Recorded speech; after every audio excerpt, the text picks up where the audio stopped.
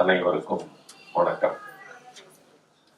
ஆதித்தமிழர் விடுதலை கட்சியின் அமைப்பாளர் விடுதலை வீரன் அவர்கள் கடந்த மாதம் தொலைபேசியில் என்னை அழைத்து மகத் தொடர்பான ஒரு கூட்டத்தை ஏற்பாடு செய்யவிருக்கிறேன், நீங்கள் அவசியம் வர வேண்டும் என்று என்னிடம் கேட்டுக்கொண்டார். எனக்கு வியப்பாக இருந்தது. எனக்கு தெரிந்து தலித் முரசுதான் மகத் நூற்றாண்டு என்பதை கொண்டாட வேண்டும் என்பதை அறிவித்து ஏப்ரல் மாதம் முழுவதும் தொடர்ச்சியாக ஒவ்வொரு நாளும் மகத் வரலாறு தொடர்பான செய்திகளை, கட்டுரைகளை சுருக்கமாக வெளியிட்டு வந்தோம். அதிலே ஒரே ஒரு செய்தியை மட்டும் பார்த்த தோழர் விடுதலை வீரன் அவர்கள் அதனால் ஈர்க்கப்பட்டு உந்தப்பட்டு உடனடியாக என்னிடம் தொடர்பு கொண்டு வைக்கம் போராட்டம் எந்த அளவுக்கு இங்கே எல்லாராலும் பேசப்படுகிறதோ அதே போல மகத் குல போராட்டமும் பேசப்பட வேண்டும், அதற்காகவே ஒரு கூட்டத்தை நான் ஏற்பாடு செய்கிறேன், அதிலே நீங்கள் அவசியம் பங்கேற்க வேண்டும் என்று என்னிடம் சொன்னார். உண்மையிலேயே எனக்கு வியப்பாகவும் மகிழ்ச்சியாகவும் இருந்தது. அந்த வகையில் நான் உங்களோடு உரையாடுவதிலே அதற்கு வாய்ப்பை ஏற்படுத்தி கொடுத்த தோழர் விடுதலை வீரன் அவர்களுக்கும் அவருடைய இயக்கத்திற்கும் என்னுடைய நெஞ்சார்ந்த நன்றியை நான் பதிவு செய்கிறேன். எல்லாரும் அரசியல் ஈர்ப்பால், அரசியல் மாயையால் 24 மணி நேரமும் 7 நாட்களும் அதை தவிர வேறு எதையும் பார்க்காதவர்களாக, கேட்காதவர்களாக, படிக்காதவர்களாக இருந்து கொண்டிருக்கிறார்கள். இந்த வேதனையான சூழலில் தான் ஒரு ஒளிக்கீற்றை போல ஆதித்தமிழர் விடுதலை இயக்கம் அல்லது ஆதித்தமிழர் விடுதலை கட்சி இந்த கூட்டத்தை, இந்த கருத்தரங்கை ஏற்பாடு செய்திருப்பது என்பது உண்மையிலேயே மன நிறைவாக இருக்கிறது. அதையும் ஜாதியை அழித்தொழிக்கும் வழி என்ற நூலை முன்வைத்து இந்த கூட்டத்தை ஏற்பாடு செய்திருப்பது என்பது உண்மையிலேயே பாராட்டக்கூடியது. எனக்கு முன்னால் பேசியவர்கள் எல்லாரும் ஜாதி ஒழிப்பு நூல் தொடர்பாகவும் மகத் குல போராட்டம் தொடர்பாகவும் இங்க விரிவான கருத்துக்களை எடுத்து வைத்தார்கள். நான் ஒரு 2 அல்லது 3 புள்ளிகள் இதை ஒட்டி, என்று சொன்னால் ஜாதியை ஒழிக்கும் வழி நூலை பற்றி விரிவாக பேச வேண்டும் என்று சொன்னால் ஒரு தொடர்ச்சியான கருத்தரங்கமோ அல்லது ஒரு முழு நாள் விவாதமோ இங்கே ஏற்பாடு செய்யப்பட வேண்டும். எனக்கு தெரிந்து நான் ஏறக்குறைய ஒரு 20 ஆண்டுகளாக ஜாதி ஒழிப்பு நூலை கிட்டத்தட்ட ஒரு 35,000 பிரதிகளுக்கு மேல் அதை வெளியிட்டு மக்களிடம் நாங்கள் பரப்புரை செய்து வருகிறோம் என்றாலும் அந்த நூல் இன்று வரை எந்த ஒரு இயக்கத்தாலும், எந்த ஒரு அறிவார்ந்த கூட்டத்தாலும் அது விவாதிக்கப்படவில்லை என்ற வேதனையை நான் இங்கே பதிவு செய்ய விரும்புகிறேன். 90 ஆண்டுகளுக்கு முன்னால் புரட்சியாளர் அம்பேத்கர் அவர்கள் அந்த நூலை, அது ஒரு உரையாகத்தான் அவர் ஒரு ஒரு ஒரு மாநாட்டிலே பேசுவதற்காக ஒரு உரையாகத்தான் அதை தயாரித்தார். ஆனால் அந்த உரை பேசப்படாமலே போய்விட்டது. இது 90 ஆண்டுகளுக்கு முன்னால். ஆனால் 90 ஆண்டுகள் கழித்து ஒரு நவீன உலகத்தில் நாம் வாழ்ந்து கொண்டிருக்கிறோம். எல்லா விதமான நவீன தொழில்நுட்பங்களையும் நாம் பயன்படுத்தி கொண்டிருக்கிறோம். உலக அரசியலை எல்லாம் நாம் நாள்தோறும் அலைபேசி வாயிலாகவும் சமூக வலைத்தளங்கள் வாயிலாகவும் நாம் விவாதித்துக் கொண்டிருக்கிறோம். ஆனால் புரட்சியாளர் அம்பேத்கரின் அந்த பேசப்படாத உரை இன்று வரை விவாதிக்கப்படாமலும் படிக்கப்படாமலேயுமே இருக்கிறது என்பதுதான் வேதனையான உண்மை. நான் போகக்கூடிய ஒவ்வொரு கூட்டங்களிலும் கேட்டிருக்கிறேன், ஒரு 100 பேர் இருக்கக்கூடிய கூட்டத்தில் எத்தனை பேர் அந்த நூலை படித்திருக்கிறீர்கள் என்று கேட்டால் ஒரு 4 பேர் கை தூக்குவார்கள், அதிகபட்சம் ஒரு 10 பேர் கை தூக்குவார்கள். இந்த நூலை வெளியிட்டு கிட்டத்தட்ட 6 மாதங்கள் ஆகின்றன. ஒரு 500 நூல்கள் விற்பனையாகுவதற்கு 6 மாதங்கள். இப்படி சொல்லிக்கொண்டே போகலாம்.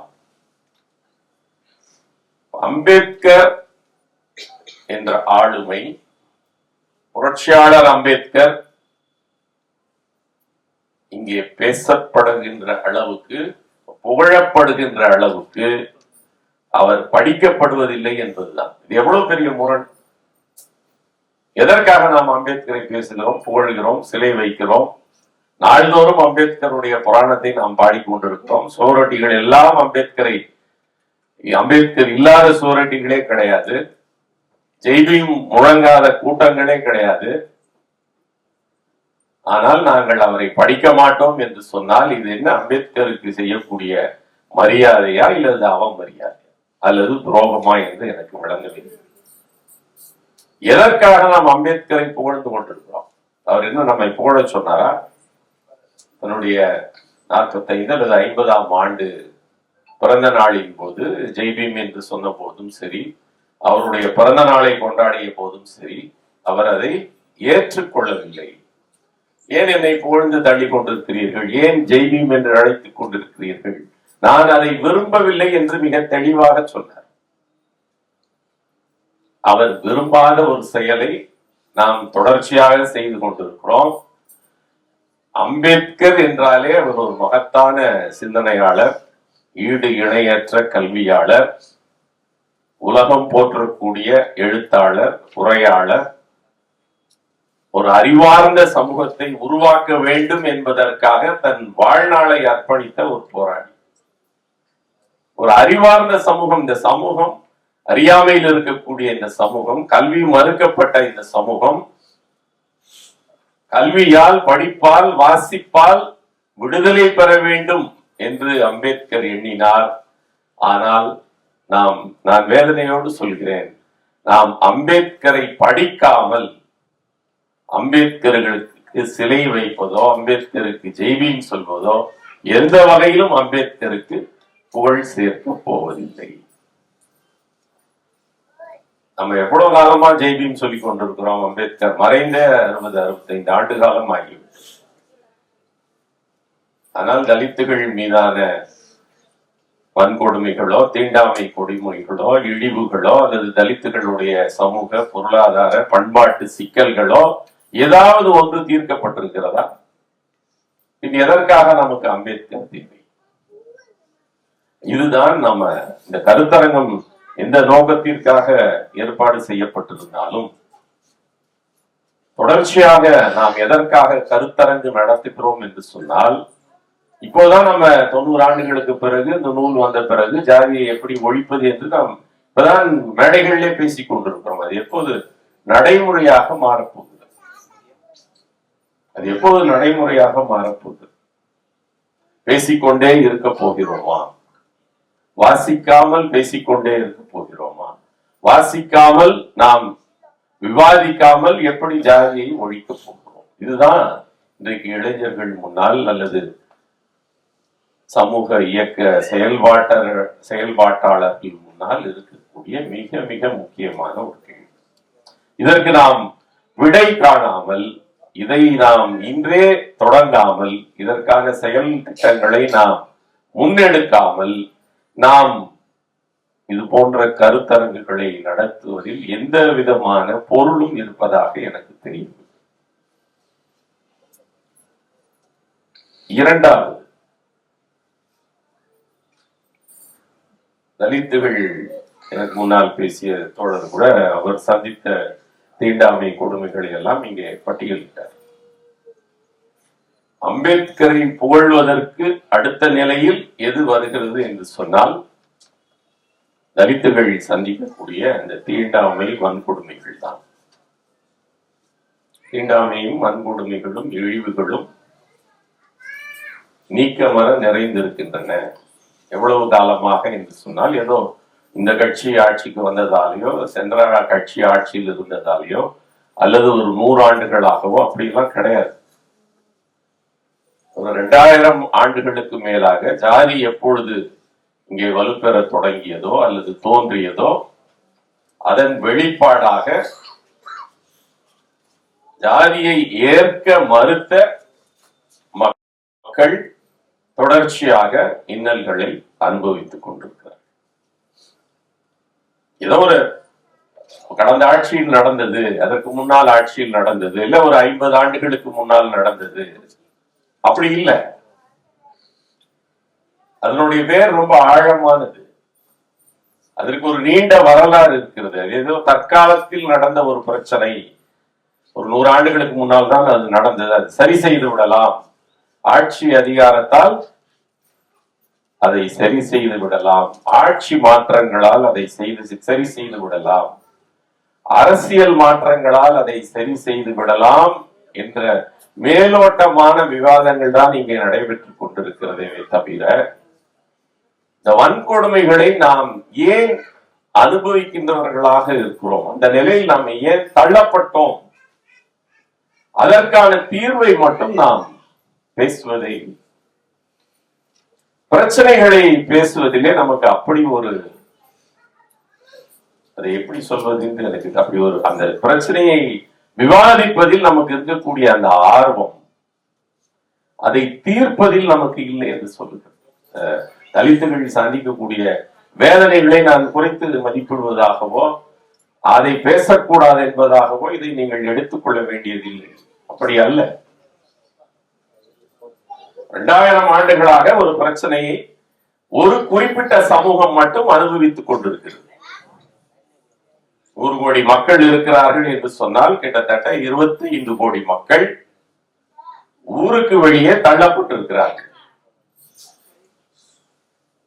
எல்லா விதமான இழிவுகளையும், உலகத்தில் வேறு எங்கும் நடக்காத வன்கொடுமைகள் எல்லாம் இங்கே நடந்து கொண்டிருக்கின்றன. அது எல்லாருக்கும் தெரியும். அடிக்கிறவனுக்கும் தெரியும், அடி வாங்குறவனுக்கும் தெரியும். தீர்வு எங்க இருக்கு? அதுதானே நம்ம பேசணும். தீர்வு அம்பேத்கரிடம் இருக்கிறது. தீர்வு வேற யாரிடமோ இல்ல, அம்பேத்கரிடம் இருக்கிறது, பெரியாரிடம் இருக்கிறது. அந்த தீர்வை நாம் பேச மறுத்து பிரச்சனையை மட்டும் ஏன் நாம் தொடர்ந்து பேசிக் கொண்டிருக்கிறோம்? பிரச்சனையை நாம் தொடர்ந்து விவாதிப்பதால் பிரச்சனை தீர்ந்து விடுமா என்று சொன்னால் நிச்சயமாக தீர்ந்து விடும்.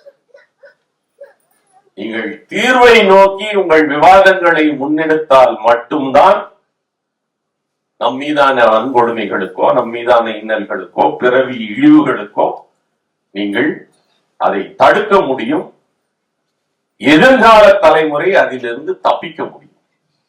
நமக்கு இருக்கக்கூடிய சவால் அதுதான். நம்ம எத்தனையோ தத்துவங்களை பேசலாம், வன்கொடுமைகளை பட்டியலிடலாம். அது எல்லாருக்குமே தெரியுமே, யாருக்கு தெரியாது?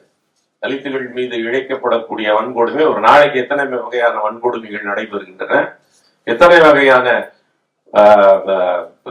பாலியல் வன்கொடுமைகள் தலித் பெண்கள் மீது நிகழ்த்தப்படுகின்றன, எத்தனை வீடுகள் கொளுத்தப்படு, இதெல்லாம் நம்ம மனப்பாடமாக மீண்டும் மீண்டும் மீண்டும் பேசிக்கொண்டு இருப்பதே, நம்மை பேச வைப்பதே ஜாதியை நிலைநிறுத்துவதற்கான ஒரு மிகப்பெரிய சதித்திட்டம் என்பதை நாம் முதலில் உணர வேண்டும். நம்மை அப்படி பேச வைக்கிறார்கள். சமூக விடுதலையை நோக்கி, பிறவி இழிவை ஒழிப்பதை நோக்கி நாம் சிந்திக்காமல், அவன் நம்மளை அடிப்பான், என்னை நீ அடிக்காத, ஏன் என்னை அடிக்கிற இப்படின்னு எவ்வளவு நாளுக்கு கேட்டு அவன் நம்மை அடிப்பதற்கான ஒரு சிஸ்டம், ஒரு சமூக அமைப்பை அவன் ஏற்பாடு செய்து வைத்திருக்கிறான். தலித்துகள் மீது நிகழ்த்தப்படக்கூடிய தாக்குதல் என்பது, அல்லது வன்கொடுமை என்பது, அல்லது இழிவு என்பது ஒரு ஒரு ஒரு திட்டமிடப்பட்ட ஒரு புரோகிராம், ஒரு செயல் திட்டம். அதை ஒட்டுமொத்த சமூகமும் செயல்பட்டு கொண்டிருக்கிறது. அதை புரிந்து கொள்ளாமல், இந்த ஜாதிய சமூக அமைப்பை நாம் புரிந்து கொள்ளாமல், நாம் வெறும் நம்முடைய வேதனைகளை பற்றி மட்டுமே விவாதித்துக் கொண்டோம். எவ்வளவு நாளைக்கு இப்படி உலகத்தில் எந்த சமூகமும் இல்லை. ஒரு அடிமை சமூகமாக, பிறவி இழிவை சந்திக்கக்கூடிய ஒரு சமூகமாக, அதுவும் சாதாரண எண்ணிக்கையில் அல்ல, 25 கோடி மக்கள் ஊருக்கு வெளியே நிறுத்தி வைக்கப்பட்டிருக்கிறார்கள். அதை பற்றி நாம் ஒரு வார்த்தை பேசுவது, அதாவது தலித்துகள் மீது வன்கொடுமை இழைக்கப்படுகிறது என்று சொன்னால் அவர்கள் மீது ஒரு பாகுபாடு இங்கே ஏற்பாடு செய்யப்பட்டிருக்கு. ஒரு பாகுபாட்டு நிலை, வாழ்வியல் ரீதியாக, பொருளாதார ரீதியாக, சமூக ரீதியாக, பண்பாட்டு ரீதியாக, மத ரீதியாக இவர்கள் இப்படி பிரிக்கப்பட்டு வைத்திருந்தால் மட்டும்தான் அவர்கள் மீது நாம் வன்கொடுமைகளை இழைக்க முடியும், அல்லது அவர்களை உழைப்பை சுரண்ட முடியும், அவர்களை தீண்டத்தகாதவர்களாக நிரந்தரமாக வைத்திருக்க முடியும் என்ற ஒரு சமூக அமைப்பு இங்கே இருக்கிறது. இந்த சமூக அமைப்பை யாராவது கேள்வி கேட்கிறார்களா? இன்னைக்கு நடப்பதெல்லாம் என்ன? ஒவ்வொரு ஜாதிக்கும் எத்தனை பிரதிநிதித்துவம் அமைச்சரவையில் இருக்கிறது, சட்டமன்ற உறுப்பினர்களுக்கு எத்தனை பிரதிநிதித்துவம் கொடுக்கிறார்கள் என்பதுதான் இங்க விவாதமாகி இருக்கிறது. அதுல தலித்துகளுக்கு எங்க பிரதிநிதித்துவம் இருக்கிறது என்ற கேள்விதான் இங்கே முனைப்பாக இருக்கிறதே தவிர, அதைத்தான் மீண்டும் மீண்டும் மீண்டும் மீண்டும் சுதந்திர இந்தியாவில் கேட்டுக்கொண்டிருக்கிறார்களே தவிர, they are always a demanding society என்று அம்பேத்கர் சொல்றார். நம்ம எப்பவுமே எல்லாவற்றையும் மனு போட்டு கோரிக்கை வைத்து பெறக்கூடிய சமூகமாக நாம் மாற்றப்பட்டிருக்கிறோம் என்று அம்பேத்கர் சொன்னார். அதையே நாம் ஒரு போராட்டமாக நினைத்துக் கொண்டு போராடி கொண்டிருக்கிறோம். எங்களுக்கு ஊர்ல எல்லாருக்கும் தெரியும், எல்லா அரசாங்கத்துக்கும் தெரியும், ஆணையத்துல இருந்தவங்க எல்லா கிராமங்களிலும் தனி சுடுகாடு தான், அதுதான் பாகுபாடு. எதையாவது அதை ஒரு விவாதமாக எந்த தொலைக்காட்சியாவது பேசி இருக்கிறதா? எந்த ஊடகங்களாவது அதை முன்வைக்கிறதா? நாம் எங்கேயாவது அதை பேசி இருக்கிறோமா? ஏன் ஊரு சரி என்று பிரித்து வைத்திருக்கிறீர்கள்? ஏன் இந்த ஏற்பாடு? ஏன் இந்த பாகுபாடு? இந்த பாகுபாடுகளை நாம் கேள்வி கேட்காமல் அந்த பாகுபாட்டின் விளைவால் நடக்கும் கொடுமைகளை மட்டும் நாம் கேட்டுக்கொண்டிருந்தால் நாம் காலம் முழுவதும் கோரிக்கை வைக்கக்கூடிய சமூகமாகவே இருப்போம். விடுதலை பெற்ற சமூகமாக நாம் மாறப்போவதில்லை. அதான் இன்றைக்கு நிலை. எது எங்களுக்கு நிலம் வேண்டும், உடனே வருவாய்த்துறையினரிடமோ காவல்துறையினரிடமோ அல்லது அரசிடமோ கலெக்டரிடமோ நாங்கள் மனு கொடுப்பவர்களாக இருப்போம். எங்களுக்கு கல்வி உதவி தொகை கூட்ட வேண்டும், எங்களுக்கு வெளிநாடு சென்று படிப்பதற்கு எங்களுக்கு கல்வி உதவி தொகை வேண்டும், எங்களுக்கு கலப்பு மனம் செய்தால் அதுக்கு உதவி தொகை வேண்டும், எங்களுக்கு வசதி வேண்டும், எங்களுக்கு சாலை வசதி வேண்டும், எங்களுக்கு சுடுகாடு வசதி வேண்டும்.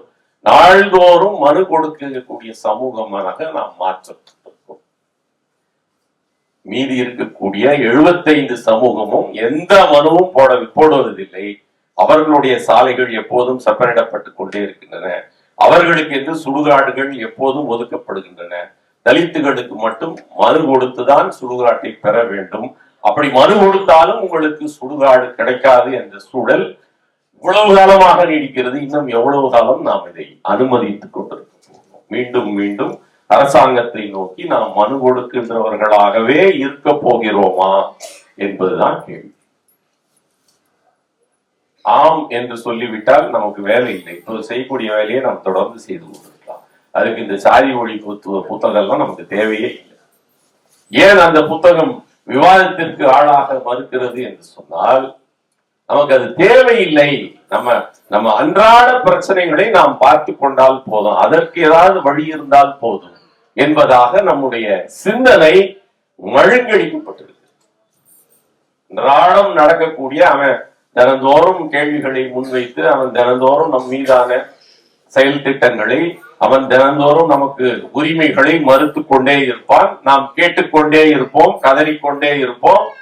அதற்கு எல்லா விதமான சூழலும் இந்த அமைப்பில் இருக்கு. அதுக்கு ஒரு நீதிமன்றம் இருக்கு, அதுக்கு ஒரு போராடுவதற்கு என்று அவனே ஒரு இடத்தை ஒதுக்கி கொடுக்கிறான். நாமும் அங்க போய் முழக்கங்களை எழுப்பி விட்டு வருகிறோம்.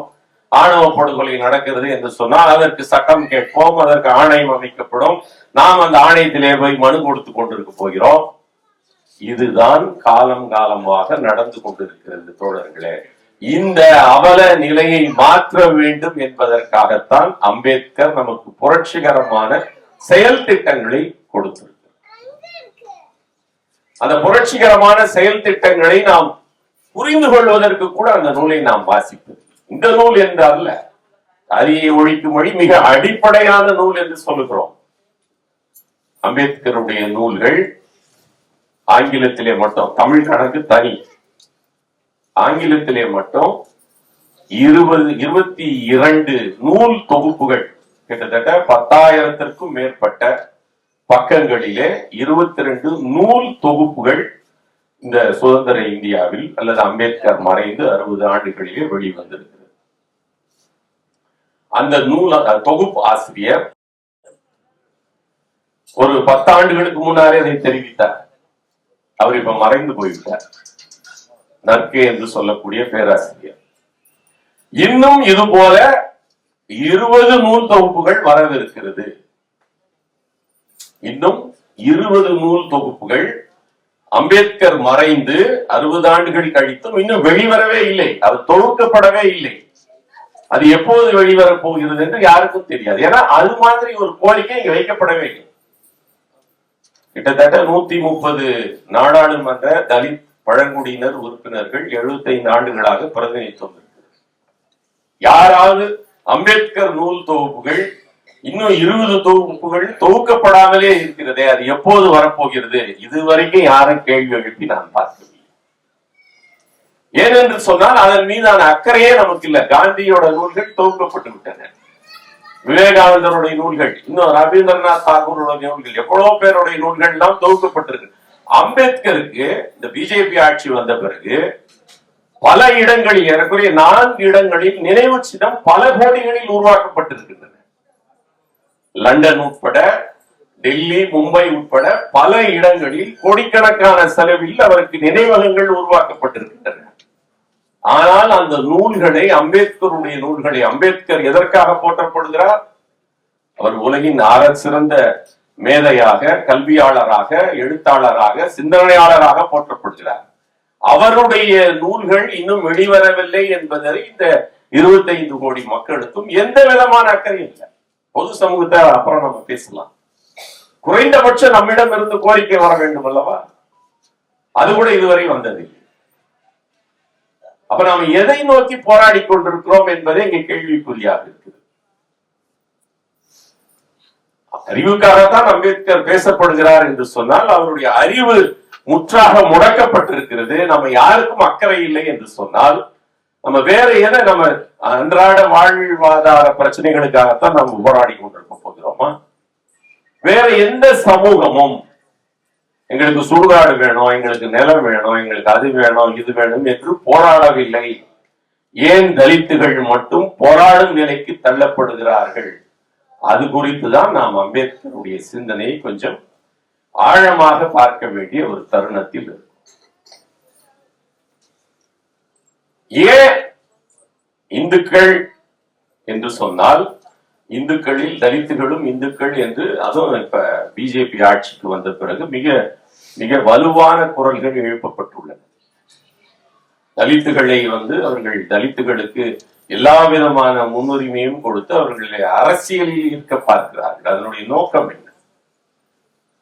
தலித்துகளை இந்துக்களாக வைத்துக் கொண்டே இருக்கும் வகையில் தான், இருக்கும் போதுதான் அவர்கள் அடிமைகளாக காலம் முழுவதும் எல்லா விதமான உடல் உழைப்பையும், சுகாதார பணிகளில் இருந்து எல்லா விதமான உடலிழப்பு பணிகளையும் அவர்கள் செய்து கொண்டே இருப்பார்கள் என்பதுதான் அவருடைய நோக்கம். அப்ப இந்த ஜாதிய சமூக அமைப்பை தொடர்ச்சியாக நீடித்து வைக்க வேண்டும் என்பதுதான் அவர்களுடைய கொள்கை, நோக்கம், பார்வை, செயல் திட்டம் எல்லாம். அதற்கு நாம் துணை போகிறோம் என்பதுதான் இங்க வேதனையானது.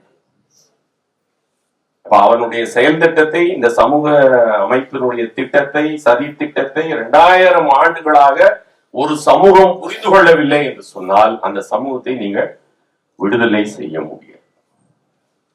அம்பேத்கர் சுருக்கமாக என்ன சொல்கிறார் என்று சொன்னால், இந்த ஜாதிய சமூக அமைப்பு அதுதான் நம்முடைய எல்லா விதமான இன்னல்களுக்கும் காரணமாக இருக்கின்றது. அந்த சமூக அமைப்பிலிருந்து, இந்த பாகுபாட்டான ஏற்றத்தாழ்வுகள் நிறைந்த சமூக அமைப்பிலிருந்து நாம் வெளியேறாமல் எந்த விதமான போராட்டத்தை நீங்கள் நிகழ்த்தினாலும் உங்களுடைய பிறவி இழிவு ஒழியாது. இதுதான் அம்பேத்கர் உடைய செயல் திட்டத்தினுடைய மிக மிக முக்கியமான அம்சம். இதை மட்டும் நாம் புரிந்து கொள்ளாமல் மீது எல்லாவற்றையும் நாம் பேசிக்கொண்டே இருக்கோம். கல்வி வேண்டும், எங்களுக்கு பொருளாதார முன்னேற்றம் வேண்டும், எங்களுக்கு தத்துவங்கள் வேண்டும், எங்களுக்கு இயக்கங்கள் வேண்டும், எங்களுக்கு அரசியல் அதிகாரம் வேண்டும். இதெல்லாம் தான் இருக்கேன். அரசியல் அதிகாரம் என்று சொன்னால் இப்ப கேட்டுக்கொண்டிருக்கிறார்களே, பேசிக் கொண்டிருக்கிறார்கள், எங்களுக்கு 7 இடம், எங்களுக்கு 8 இடம், அது அல்ல. அம்பேத்கர் வாங்கி கொடுத்த அரசியல் உரிமை என்பது சட்டமன்ற உறுப்பினர்கள், நாடாளுமன்ற உறுப்பினர் ஏற்கனவே அந்த அதிகாரம் இருக்கிறது. இடஒதுக்கீடு என்று சொன்னால் 18% எல்லா மாநிலங்களிலும், எல்லா அரசுகளிலும், எல்லா நிர்வாகத்திலும் தலித்துகளுடைய இடஒதுக்கீடு என்று சொல்லக்கூடிய அந்த பிரதிநிதித்துவம், பங்கு என்பது 75 ஆண்டு காலமாக இருக்கிறது. அந்த அதிகாரத்தை வைத்து நாம் என்ன செய்திருக்கிறோம்? அந்த அதிகாரத்தை நாம் எப்படி பயன்படுத்தி இருக்கிறோம் என்பதுதான் நம் முன்னால் இருக்கக்கூடிய சவால். 130 எம்பிக்கள் வேற எந்த ஜாதிக்கும் கிடையாது. 44 எம்எல்ஏக்கள் வேற எந்த ஜாதிக்கும் கிடையாது. அப்படி நமக்கு அம்பேத்கர் கொடுத்திருக்கக்கூடிய அந்த அதிகாரத்தை, அது அதிகாரம் இல்லையா? சட்டமன்ற உறுப்பினர், நாடாளுமன்ற உறுப்பினர் என்பது அதிகாரம் இல்லையா? அந்த அதிகாரத்துக்காக தானே அம்பேத்கருக்கு பிறகு தோன்றிய இயக்கங்கள் 99.9% அரசியல் கட்சிகள் தான். அம்பேத்கர் அரசியலுக்கு 2ஆம் இடம் தான் ஒதுக்கி இருந்தார், அல்லது 3ஆம் இடம் தான் ஒதுக்கி இருந்தார். சமூக விடுதலையை தான் அவர் முதன்மைப்படுத்தி இருந்தார். ஒரே ஒரு நூல் தான் அம்பேத்கர் அரசியலை புரிந்து கொள்வதற்கு காங்கிரசும் காந்தியும் தீண்டத்தகாத மக்களுக்கு செய்தது என்ன, ஒரு நூல் தான் அரசியல் தொடர்பான எழுதப்பட்ட நூல்.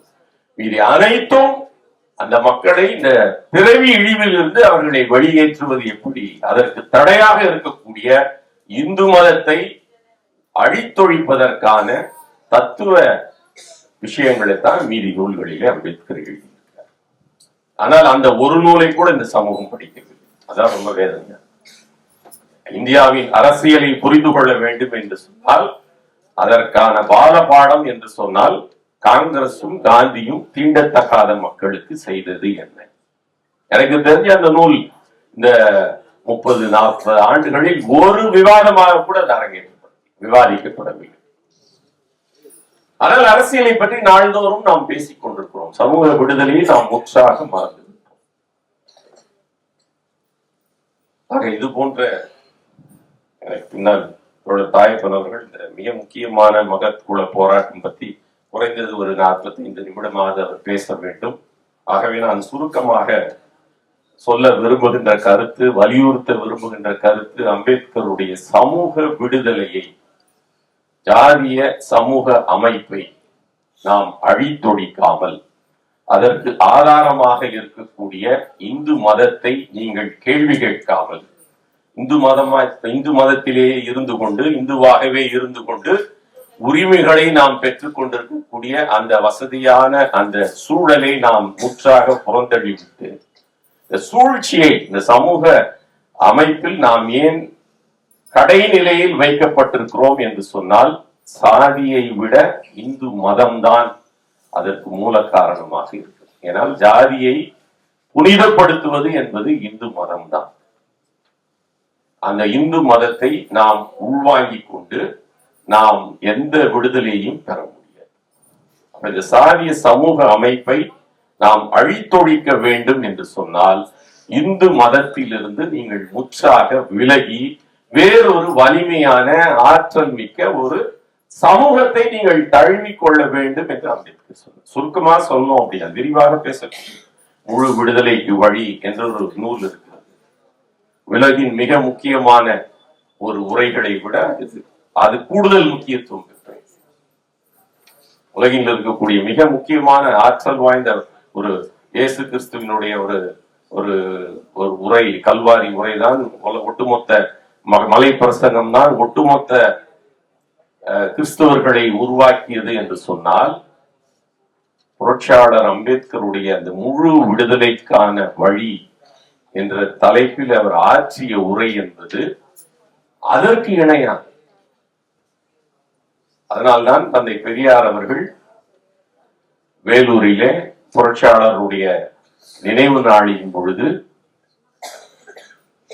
அவருக்கு மரியாதை செலுத்தும் வகையில் ஒரு அற்புதமான உரையை நிகழ்த்தினார். இந்த உரையிலே பெரியார் என்ன சொல்கிறார் என்று சொன்னால், உலகில் மாபெரும் சொல்வது பகுத்தறிவு பகல்வன் தந்தை பெரியார். அதுதான் ரொம்ப முக்கியம்.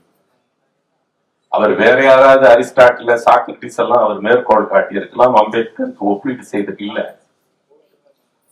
இந்த நாட்டில் ஆகப்பெரிய புரட்சியை செய்தவர்கள் என்று அவர் பட்டியலிடுகிறார். அந்த பட்டியலிலே முதலில் புத்தர் இருக்கிறார், பிறகு இயேசு இருக்கிறார், பிறகு முகமது நபி இருக்கிறார். கடைசியாக சொல்ல வேண்டும் என்று சொன்னால், இந்த வரிசையில் புரட்சியாளர் அம்பேத்கரை தான் சொல்ல முடியும் என்று பெரியார் அவர்கள் அம்பேத்கரை அடையாளப்படுத்தினார். ஆகவே ஏதோ இந்த அம்பேத்கர் முன்வைத்த கருத்தாக்கம் என்பது ஏதோ இந்த இந்து மதத்திலிருந்து வேறு மதத்திற்கு சென்று விடுவது என்ற அளவில் இதை இங்க இருக்கக்கூடிய சிந்தனையாளர்கள் அதை சுருக்கி விட வேண்டாம், மலினப்படுத்தி விட வேண்டாம். அதை தாண்டிய விவாதம் இங்கே நடைபெற வேண்டும். அதற்கான ஒரு சின்ன விதையைத்தான் நான் இந்த கருத்தரங்கிலே விதைத்திருக்கிறேன். தொடர்ச்சியாக ஆதித்தமிழர் விடுதலை கட்சி இது போன்ற சமூக விடுதலைக்கான கருத்தரங்குகளை தொடர்ச்சியாக ஒருங்கிணைக்க வேண்டும், பயிலரங்குகளை ஒருங்கிணைக்க வேண்டும் என்ற என்னுடைய விருப்பத்தை வலியுறுத்தி விடைபெறுகிறேன். நன்றி.